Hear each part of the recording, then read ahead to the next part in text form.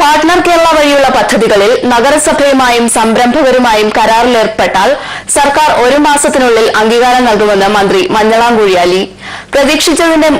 പ്രതീക്ഷിച്ചതിന് മുന്നിൽ 2 തുകയുടെ പദ്ധതികൾക്ക് നിക്ഷേപകരെ കണ്ടെത്താൻ 2 ദിവസത്തെ സംഗമത്തിലൂടെ സാധിച്ചതായും അദ്ദേഹം പറഞ്ഞു.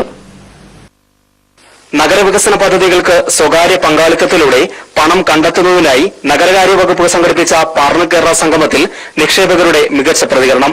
100 താൽപര്യപത്രങ്ങളിൽ നിക്ഷേപകർ ഒപ്പിട്ടു.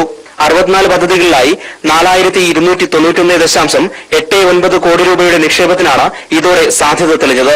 പാർട്ണർ കേരള വഴിയുള്ള പദ്ധതികളിൽ നഗരസഭകൾ സംരംഭകരുമായി കരാറിലേർപ്പെട്ടാൽ സർക്കാർ 1 മാസത്തിനുള്ളിൽ അംഗീകാരം നൽകുമെന്ന് മന്ത്രി മഞ്ഞളാം കുഴിയാലി.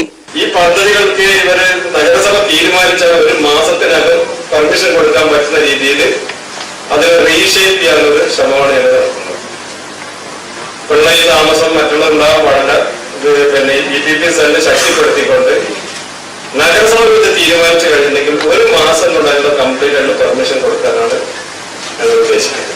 65,000 കോടി രൂപയുടെ നിക്ഷേപം ആവശ്യമുള്ള 84 പദ്ധതികളാണ് സംസ്ഥാനത്തെ വിവിധ നഗരസഭകളും വികസന അതോറിറ്റികളും പാർട്ണർ കേരള സംഗമത്തിൽ അവതരിപ്പിച്ചത്.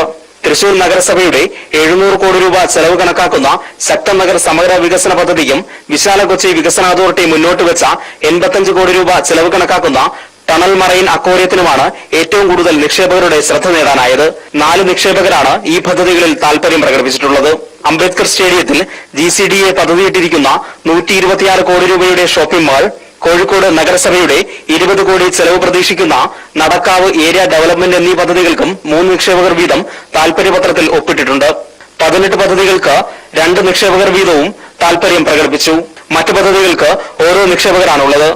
India vision, Kochi.